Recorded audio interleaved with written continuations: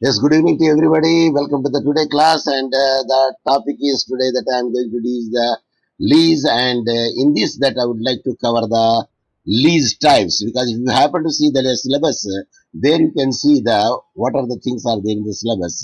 You say the lease is there, the fourth unit, and the essential features of lease. Yesterday we discussed it, and the kinds of leases that we want to discuss now. Then, of course, we discuss the rights and liability of the lessor and the lessee also. In this class, that we will see the kinds of the leases. What are the types of leases and kinds of leases will be there. And to recap the yesterday's class, we said because today morning at that I posted the words tools of the lease. There's a lessor, lessee, premium, and rent. Say, can you tell me that what is premium and what is rent? If you know it, you can give the answer. If you don't know it, you can say pass on. Yes. Unmute and give me the answer. What is the difference between the premium and rent? Premium అంటే security, rent అంటే అది for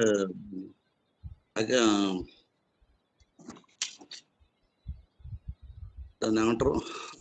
In the morning that I posted it, what is premium and what is the rent?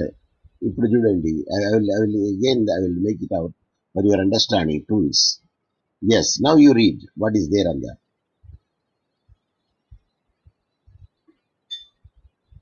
See, the transfer is called the lessor, the transfer is called the lessee, the price is called the premium, and the money, share, services or other things to be so rendered is called the rent.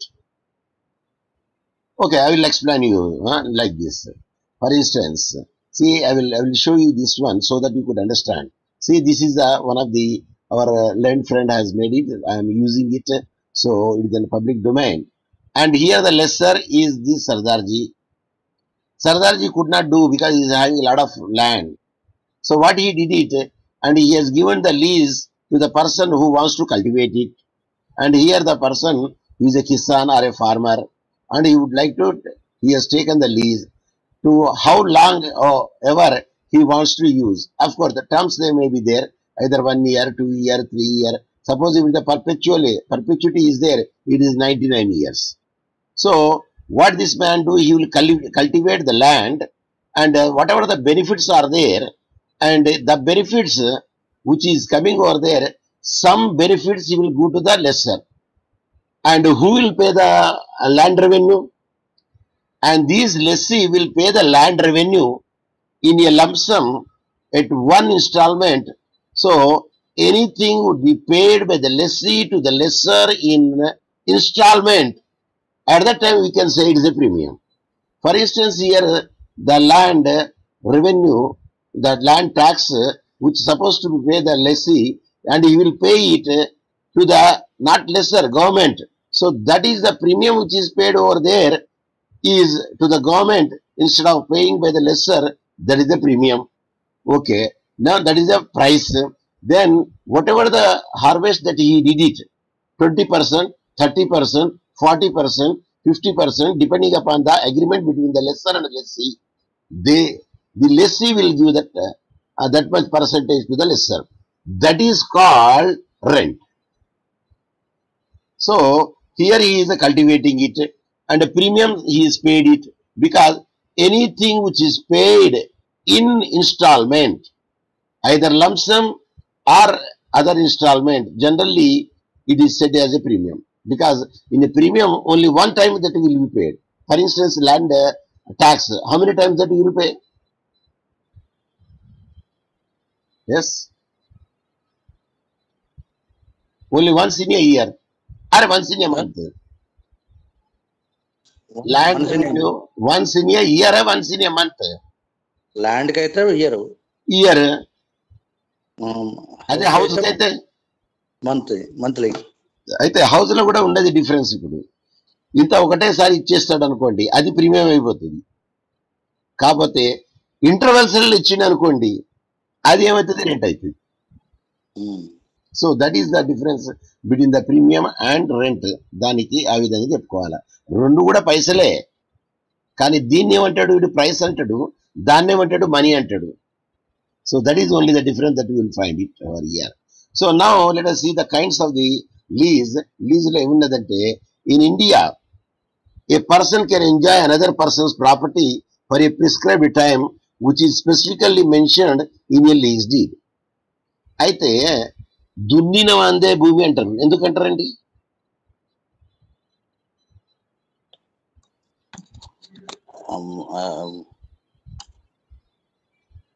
దున్నేవాడిని కష్టపడతాను కాబట్టి వాడితే భూమి అంటారు.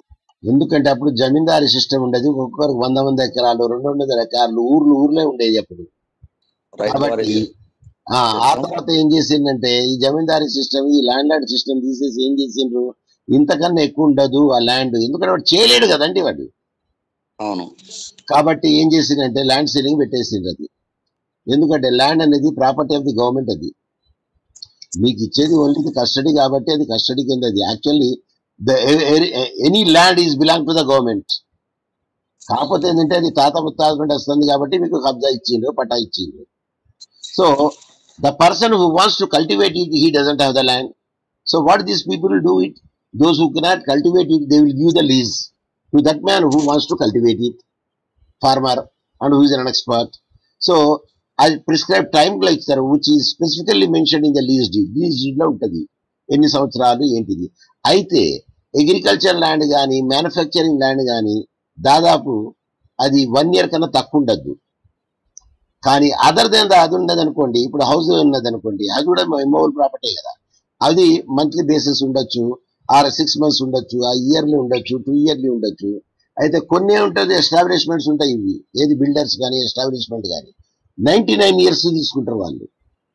అంటే 3 generations వచ్చే వరకు.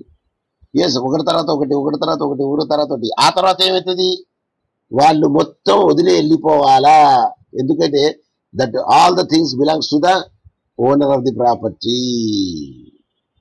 అందుకోసం ఏమంటారు దాన్ని, హోల్డర్ ఆఫ్ ది ల్యాండ్ అంటారు. ద హోల్డర్ అంటే ఏంటిది, అది ఉన్న రోజు అంది, ఆ తర్వాత మళ్ళీ వదిలిపెట్టి వెళ్ళిపోవాల్సిందే చేతులు ఎత్తి. అంటే సామాన్లు తీసుకుపోవచ్చు, but structure should not be changed. Structure మాత్రం తీసుకుపోవద్దు. ఈ should be left like that only. అందుకోసం ఇస్తారంటే 99 years లీజ్ ఇచ్చేస్తారని. ఎందుకంటే డెవలప్మెంట్ అవుతుంది కదండి, ఎంప్లాయ్మెంట్ అవుతుంది, డెవలప్మెంట్ అవుతుంది, జీడిపి పెరుగుతుంది. కాబట్టి they will give in such a way to. So here the property includes both the tangible and intangible property and also movable and immovable property. కానీ generally ఏమైతుందంటే లీజ్లో మనం ఎక్కడ ఇందులో మాట్లాడేటప్పుడు ఇమ్మూవబుల్ ప్రాపర్టీనే మాట్లాడతాం. Lease acts as a mode of the transfer of the property under the transfer of property act 1882. According to the lease, ఈ డెఫినేషన్ మనం నిన్ననే చదివినాం. In simple term, lease is a kind of encumbrances on the property in the form of a right in possess and enjoy the property owned by another person. అయితే మనం hence the essential conditions మనం చదివినాం already 105లో. What are the essential conditions should be there? There should be an immovable property అన్నాము. It is only the transfer of right must only involve the right అన్నాము. తర్వాత consideration for the lease should be periodical payment అన్నాము. తర్వాత lease extend for a period more than 1 year అయితే through a registered document అన్నాము. ఇప్పుడు now we will see the different types of the lease. Sir types అనాలన్నా, kinds అనాలన్నా, category అనాలండి? Sir ఇబ్బంది పెట్టకండి సార్, ఏదో ఒకటి చెప్పండి సార్, అయిపోతుంది. టైప్స్ అది ఏ సిచ్యువేషన్ లా ఏ దాన్ని పడతామో దాన్ని బట్టి టైప్ చెప్పొచ్చు, కైండ్ చెప్పొచ్చు, కేటగిరీ చెప్పొచ్చు. దాన్ని బట్టి ఆధారపడి ఉంటుంది టైప్ కు అన్నట్టు. సరే, అప్పుడప్పుడు interchangeable will use it different types of the lease. ఎందుకంటే టైప్స్ అన్నా కైండ్స్ అన్నా ఒకటే, కానీ కొంచెం డిఫరెన్స్ ఉన్నది టైప్స్ కి కైండ్స్ కి. Okay, we not worry about that one కదా సార్. అదేం రాయం సార్, టైప్ ఆబ్లిక్ కైండ్ కథం. ఇక టైప్ అని అనుకోండి మీరు, అది కైండ్ అనుకోండి, మళ్ళీ ఆబ్లిక్ పెట్టి కేటగిరీ అని అనుకోండి.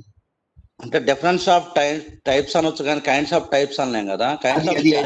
అది అక్కడ సెంటెన్స్ ని బట్టి ఉంటుంది. మనం టైప్ అనాలన్నా, కైండ్ అనాలన్నా, కేటగిరీ అనాలన్నా. So let us see that the first type is financial lease. ఇదేంటిదండి? In this type of the lease the lessor transfer all the risk and rewards substantially relate to the asset to the lessee. ఇందులో ఏమిటంటే మొత్తం బడన్ ఎవరికి ఇస్తాడు? లెస్సీకి ఇస్తాడు. This is the long term lease and it is irrevocable in the nature. ఇది long terms ఉంటుంది. అది ఒక్కసారి ఇచ్చిందంటే మరి it will not be revoked. Irrevocable అంటే రివోక్ చేయలేము. In nature the lessee pays more than the total cost of the property or equipment which is known as the lease charges. అయితే lessee will pay the lot of amount to improve the even the property or in the cultivation or in the enjoying the property, because the more that you spend that money on the land in fertilizing the in the same proportionate you will get the harvest.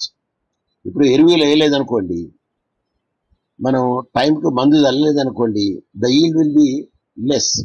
Suppose if you పెట్టుబడి పెట్టి ఇది yield, then you sprinkle it and either the urea or whatever the fertilizer will be there at the time of the disease pesticides and insecticides and even చేసింది అనుకోండి, the yield is more, because the way that you spend, the way that you will get the its results.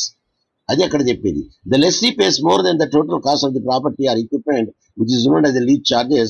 The entire burden of the maintaining the property is on the lessee and the lessor does not render any service from his end. ఒక్కసారి that once the property is handed over to the lessee, then the lessor is no more in the picture. It is the burden of the lessee to take care of the property as a prudent man supposed to take it. If not, he will undergo the loss and he will become insolvent. Suppose if he become insolvent, what will happen? Yes?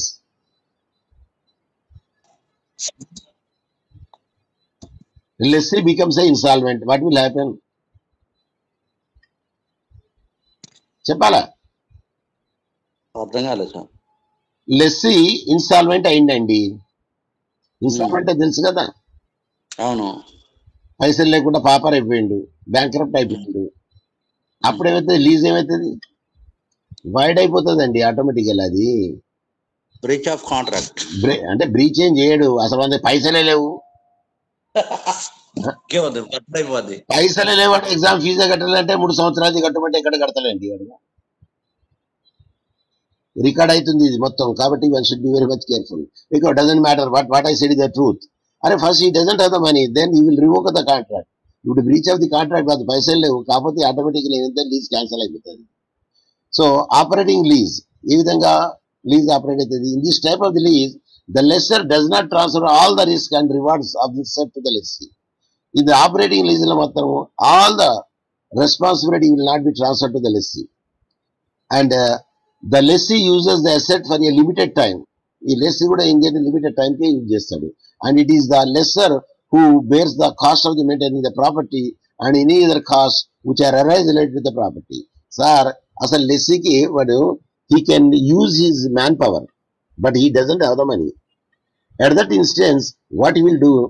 Sir గొర్రు కొట్టడానికి మీరే చేయాలా, పైసలు ఇవ్వాలా, okay, నాటు పెట్టడానికి మీరే ఇవ్వాలా, కాకపోతే నేనేం చేస్తానంటే దాన్ని ఇరిగేషన్ చెప్తా, చూసుకుంటా, మరి నీళ్లు పెడతా అండ్ ఆల్ అదర్ థింగ్స్. కాకపోతే మీరు పెట్టిన దానికి ఆమె పెట్టిన పైసలు మీరు చూసుకోండి, మీకు పర్సంటేజ్ ఎంత వస్తుందో అంత వచ్చిన దాంట్లోకి నాకు 45% ఇవ్వండి. So the capital expenditure will be born by the lesser and the only labour and some other incidental charges will be borne by the lessee. At that time the proportionate would be given over there, how much that depending upon that agreement the amount will be, or the property will be, or its result కాదు, దాని outcome will be given to the lessor. Services గానీ, things గానీ, money గానీ, whatever the things should be there, it will be given to the lessor depending upon the agreement they made it. Okay, next is sale and lease back leasing. ఇది ఒక కొత్త type అండి. Sale and lease back leasing. In this type of lease the lessee sells the asset to the lesser. Repeat, in this type of lease the lessee sells the asset to the lesser with an advance agreement between the two of leasing the asset back to the lessee for a fixed lease rental per period. Such lease is also known as bipartite lease. ఇందులో ఏమవుతుంది? First ఏం చేస్తాడు lessee? Sells the assets to the lessor. అసలు lessee దగ్గర ఉంటుంది మొత్తం asset. ఏం చేస్తాడు? అది లెస్సర్కి అమ్మేస్తాడు. ఫస్ట్ లా okay. With an advance agreement, ఏమని advance agreement? With an advance agreement between the two of the leasing the asset back to the lessee, మళ్ళీ నేను తీసుకుంటా మీకు మీ దగ్గర నుండి for a fixed lease rental period. ఈ రెంటల్ పీరియడ్ మీరు తీసుకోండి, మరి మీ దగ్గరికి వెళ్ళి తీసుకుంటాని వీడి లీజ్ తీసుకుంటాడు ఎవరైతే ఓనర్ ఉన్నారో. Such a lease is also known as bipartite lease. ఇట్లాంటి కూడా లీజ్ ఉంటుందండి. ఎందుకంటే మీ దగ్గర పెట్టుబడి ఉండదండి, ల్యాండ్ ఉంటుంది కానీ పెట్టుబడి ఉండదు. కాకపోతే ఏం చేస్తాడు, ఇది వాడిని అమ్మేస్తాడు. అమ్మేసి ఏం చేస్తాడు, అమ్మేసిన తర్వాత నేను లీజ్గా తీసుకుంటానంటాడు. లీజ్గా తీసుకున్న తర్వాత నా పైసా నీ మొత్తం క్యాపిటల్ ఇచ్చిన తర్వాత నాది నాకే ఇవ్వాలి మళ్ళీ. అది ఫాలోయింగ్ మీ. ఆర్ లేకుంటే నాకు పైసలు ఉన్నా కాబట్టి నేను అమ్ముతానని, కాకపోతే ఏంటంటే నాకు లీజ్కి నేను చేస్తా. Did you get my point? అది అన్నట్టు అక్కడ అదే అంటాండి. ఇక్కడ ఏంటంటే ముందుగా ఏం చేస్తాడు, lessee sells the asset to the lessor, అంటే అసెట్స్ మొత్తం అమ్మేస్తాడు. ఎవరికి అమ్ముతాడు, లెస్సర్కి అమ్ముతాడు. విత్ అన్ అడ్వాన్స్ అగ్రిమెంట్, ఏమేం చేస్తాడు advance agreement between the two of the leasing the asset back to the lessee. ఆ అసెట్ ఏంది మళ్ళీ back to the lessee for a fixed lease, నాకే ఇవ్వాల fixed lease rental per period, ఇంత rental pay చేస్తాను నేను. Such a lease is also known as bipartite lease. Sir మళ్ళీ sale చేసిన తర్వాత మళ్ళీ అడగడు కదండి, ఎందుకంటే సేల్ చేసిన తర్వాత నాకు లీజ్ అయిన అడుగుతాను అంతే. ఎందుకంటే సేల్ లేదంటే మరి కుదువ పెట్టుకుంటాడు, మోటార్ గేజ్ చేస్తాడు. మోటార్ గేజ్ చేసి ఏం చేస్తాడు, నాకు లీజ్కి అంటాడు. అది డిఫరెంట్. ఇక్కడ లీజ్ మోటార్ గేజ్ అంటలేదు, ఇక్కడ సెల్ అన్నాడు. కాబట్టి the owner is the lesser and the lessee is only the for time being for the lease period he will cultivate the land. అది అక్కడ sale and lease back leasing అంటే ముందుగా sale చేస్తాడు, తర్వాత ఏమవుతాడు అడ్వాన్స్ అగ్రిమెంట్ లా నాకే lease ఇవని అడుగుతాడు, లీజ్ తీసుకుంటాడు చేస్తాడు. కాబట్టి lease back leasing, that is the thing. Next is direct lease. ఈ డైరెక్ట్ లీజ్ ఏమంటారు, this is a simple type of the lease wear the asset is owned by the lesser, okay, or he acquires it. సరే, acquires it అంటే ఏంటిదంటే చెప్పండి, మీకు ఏమర్థమైంది? Pass అనండి, నేనే చెప్తా. చెప్పండి సార్. ఎక్వైర్ అంటే ఇప్పుడు ఇన్హెరిటెన్స్ తో నచ్చింది అనుకోండి, సక్సెస్ తో నచ్చింది అనుకోండి, అది ఎక్వైర్డ్ ప్రాపర్టీ. కోర్టు ద్వారా నచ్చింది అనుకోండి, అది కూడా ఎక్వైర్డ్ ప్రాపర్టీ. అయితే సొంతంగా సంపాదించింది అనుకోండి, అది ఓనర్ ఆఫ్ ది ప్రాపర్టీ. అంటే అది కూడా అప్పుడే ఓనర్ అవుతుంది. కాకపోతే ఏంటంటే ఇది సెల్ఫ్ ఎక్వైర్డ్ ప్రాపర్టీ అవుతుంది, అదేమో చెప్పాలా, ఏది తాత ముత్తాలకి వచ్చింది.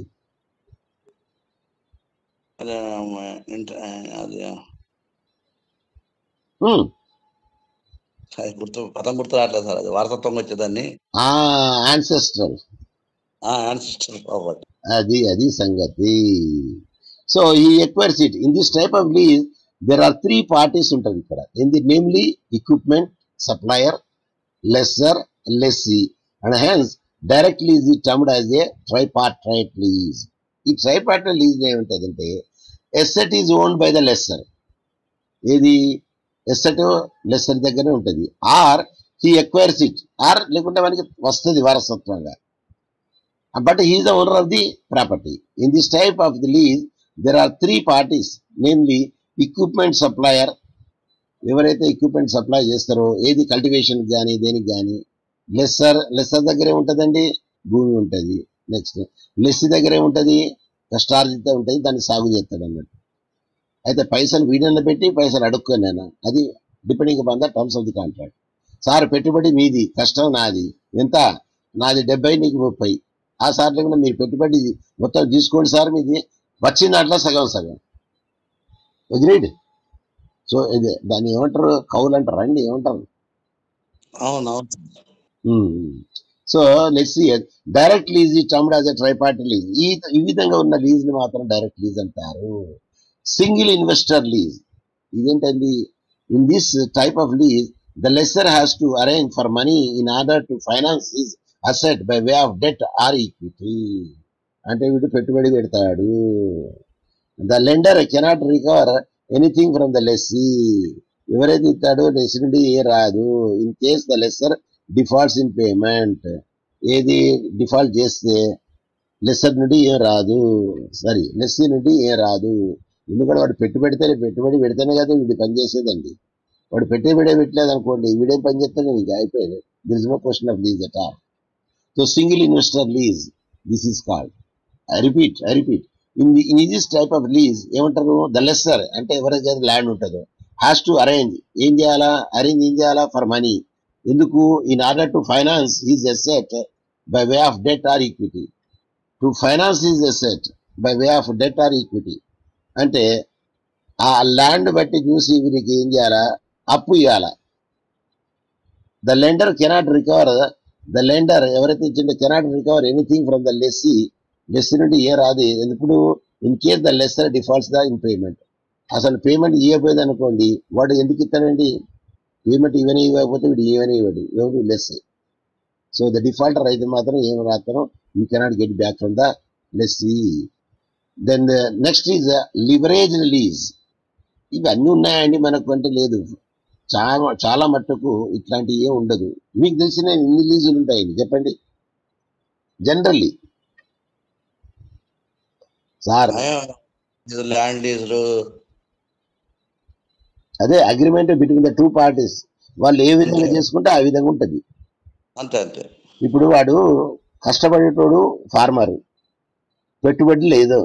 సార్ మీరు పెట్టుబడి పెట్టండి, నేను పని చేస్తా, మొత్తం నేను చూసుకుంటా, కాకపోతే మీరు పెట్టుబడింది మీరు తీసుకోండి ఇంట్రెస్ట్ సహా, మిగిలింది ఉంటుంది కదా ఏది ధాన్యం, దాంట్లో తెలుసు.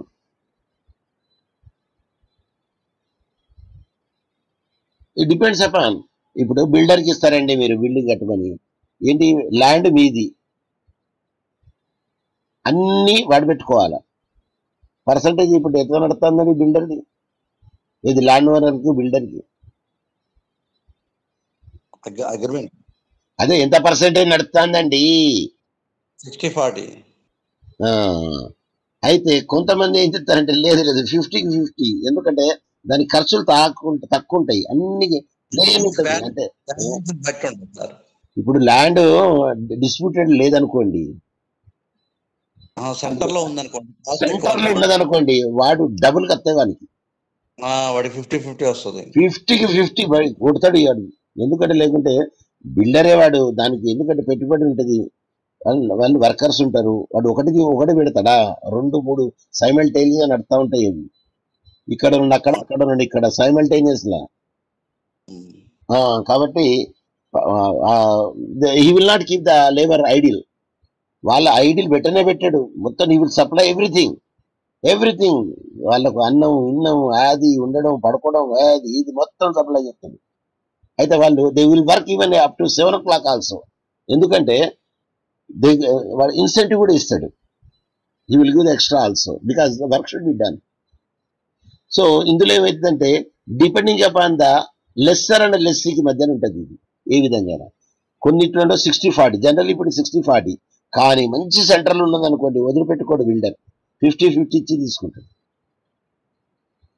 So that is the actually the thing where it comes over there. Domestic lease చూద్దాం ఏముంటది. As the name suggest, domestic when the parties to the lease reside within the same country, the lease is known as a domestic lease. అంటే ఒక కంట్రీలో ఉందనుకో, same country ఉంటుంది domestic lease అయితే. మరి లీజులో బట్టి ఇంటర్నేషనల్ లీజ్ ఉంటుంది, ఎందుకంటే one party from year one party. ఇప్పుడు మీకు తెలుసో తెలియదో మరి లకారం ఎవరు తీసుకున్నారండి లీజ్? అది 99 years. ఐడియా ఉన్నదండి? లేదు సార్. బికాజ్ వేరే వర్క్డ్ ఎర్లియర్ యూనివర్సిటీ ఆఫ్ దారుస్సలాం, చాలా ఏరియా ఉన్నది వాళ్ళకు, ఇది వైడ్ ఏరియా. అయితే వాళ్ళు ఏం చేసింది తెలుసా, 99 years కు మాల్కి ఇచ్చేసిండు సౌత్ ఆఫ్రికా వాళ్ళకు, షాపర్స్ కాంప్లెక్స్ వాళ్ళకి ఇచ్చిండు. కొంత ముగ్గురు తీసుకున్నారు అది 99 years.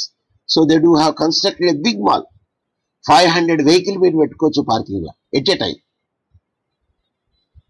And a big auditorium and everything that you will get it, and you don't feel that the South Africa company ఉన్నది. So they give the 99. So even the employees, they are having their own quarters there, they need not to go out. అయితే night లో మాత్రం కొంచెం open పెట్టరండి, 9, 10, 11 వరకు close చేసేస్తారు. Essential service మాత్రం పెడతారు కొన్ని అయితే, ఎందుకంటే మెడికల్ షాప్ కూడా ఉన్నది దాంట్లో.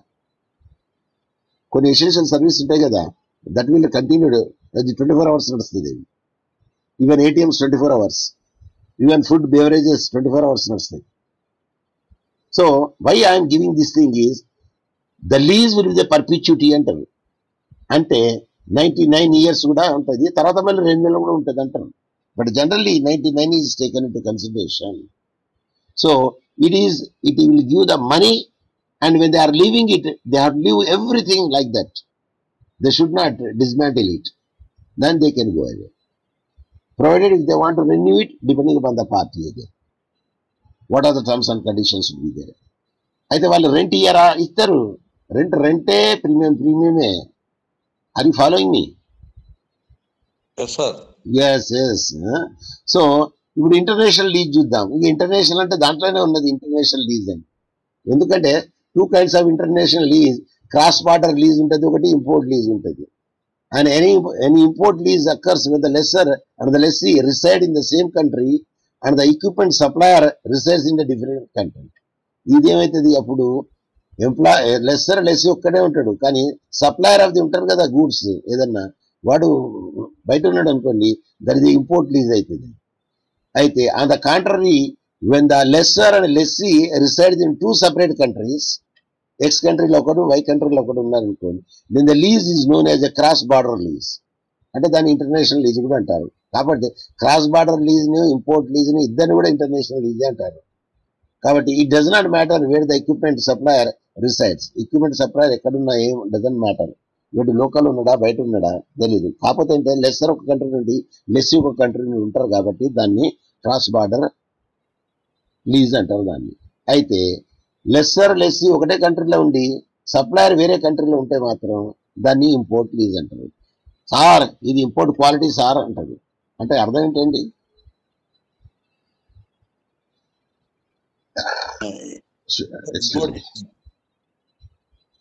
ఇప్పుడు మన Gold Flake export, Gold Flake చూసిండ్రా అంటే ఎట్లుంటది? ఎక్స్పోర్ట్ చేసేది బ్రహ్మాండంగా ఉంటుంది. అది గోల్డ్ ఫ్లాక్ సిగరెట్ ఎక్స్పోర్ట్ క్వాలిటీది. ఎక్స్పోర్ట్ చేసి మంచిగా చేస్తారు, ఎందుకంటే ఇంటర్నేషనల్ మార్కెట్లో బీట్ చేయాలి కదా. కాబట్టి ఎక్స్పోర్ట్ క్వాలిటీ అది డిఫరెంట్, దాని స్టాండర్డే different. They will supply it like that. Okay, therefore these are the 8 common types of the leases agreements ఎక్కడ that are used in the India. ఇన్ని యూజ్ చేయమండి మనం, 2 3 అంతే. అది కూడా ఏది depending upon the lesser lessee agreement అని వాటి used in India and outside India. No statute in India does not govern the above mentioned types of lease. ఇప్పుడు మనం ఇవన్నీ చదివినాం చూడండి, మీ టీపీ యాక్ట్లో ఎక్కడ కనబడవు. కాకపోతే ఏంటంటే lessor lessee terms and conditions అది అంటాడు. No statute in India does not cover the above mentioned types of lease. అయితే ఎకడమిక్ పర్పస్ మాత్రం మనం చదువుతాం ఎన్ని టైప్స్ ఆఫ్ లీజ్ ఉంటాయి, ఏవేవి లీజ్ ఉంటాయి. ఓవరాల్గా ఏంటిదంటే, ఓవరాల్గా లీజ్ అనేది it depends upon the interest of the 2 parties. Actually that is the thing. Lease అనేది ఏంటిది? It depends upon the interest of the పార్టీసే అంటారు. అప్పుడే దాన్ని లీజ్ అంటారు, ఉండేది మాత్రం లేదు. అయితే యానిమేషన్లో కూడా బాగానే చూపెట్టాడు, అంటే కండిషన్ చూపెట్టాడు యానిమేషన్లో. లీజ్ ఏముంటాయి, సెక్షన్ ఏమని చెప్తుంది, ఇదేమని చెప్తుంది, అదేమని చెప్తుంది, అదే డిస్కస్ చేశారు. కాకపోతే ఏంటంటే in the tomorrow class will see the termination of the lease, extension of the lease, determination of the lease. అది టుమారో క్లాస్ చూద్దాం. కాబట్టి ఇప్పటి వరకు thank you very much for your patient listening and coming and making my classes success.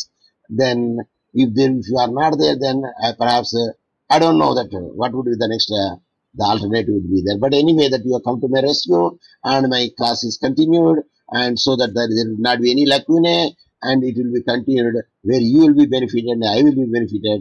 Then we will see what will be the next class tomorrow. Thank you very much. Let me stop over here.